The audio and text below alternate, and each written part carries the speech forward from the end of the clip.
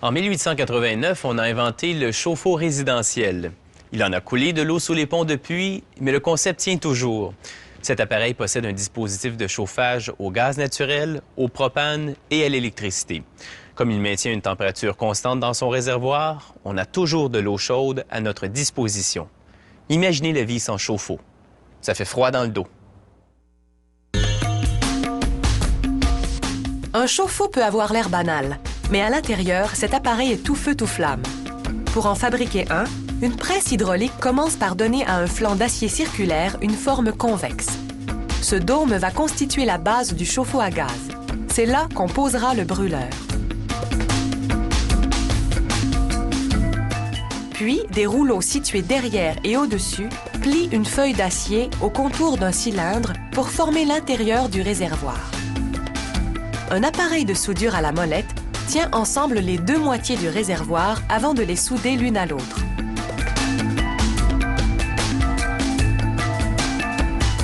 Un ouvrier place le bâti du réservoir sous une machine à souder par bossage. Il choisit un raccord à vis, le place sur le réservoir et abaisse l'appareil. Ce type de soudeuse utilise une charge électrique de 10 000 volts pour fusionner les raccords au réservoir. On soude également des raccords à la partie supérieure du réservoir. Des valves et d'autres composants seront plus tard vissés à ces raccords. Une pousseuse applique plus de 27 tonnes de pression pour poser un couvercle au réservoir. Ensuite, on vaporise de l'émail liquide à l'intérieur du réservoir pour prévenir la rouille. Autour du fond du réservoir, on place un grand tube dans l'ouverture du milieu et une soudeuse automatique complète le raccord.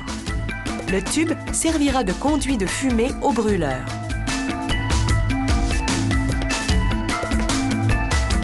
Une fois le fond et le conduit de fumée recouverts d'émail anti-rouille, on y abaisse le réservoir.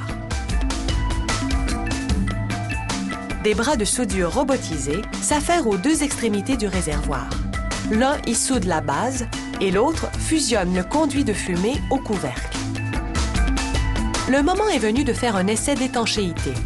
On remplit le réservoir d'air et on verse de l'eau sur sa face extérieure. Si des bulles d'air apparaissent, c'est que le réservoir n'est pas étanche. Il faut réparer les fuites. Ici, on insère des éléments dans un chauffe-eau électrique. Ils sont reliés à un thermostat par des fils électriques.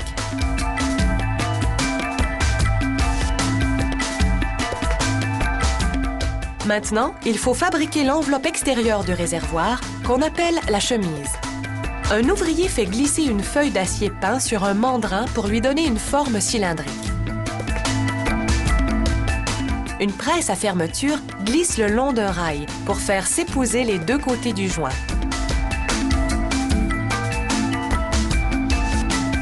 Un formeur à galets pince le contour des deux extrémités du cylindre pour faciliter la pose des couvercles.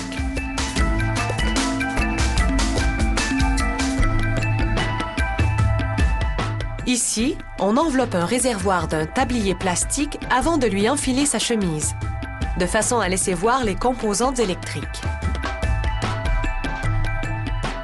On visse une plaque d'acier pour les couvrir. Voici une démonstration de l'étape suivante.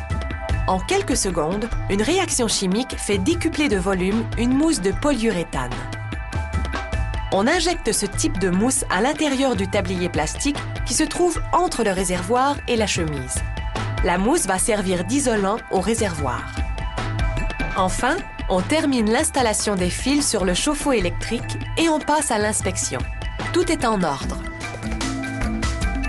Pour les chauffe-eau à gaz, on glisse un brûleur dans la base en forme de dôme et on relie ces tubes d'alimentation à une soupape à gaz.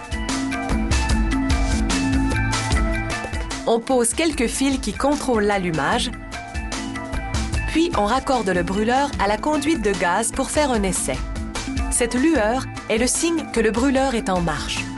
On allume un chalumeau avec la flamme et on le passe près de la soupape pour détecter les fuites. Rien ne s'enflamme, alors tout est étanche. Il ne reste qu'à l'installer. Après quoi, le consommateur pourra vérifier l'eau pour voir si tout baigne.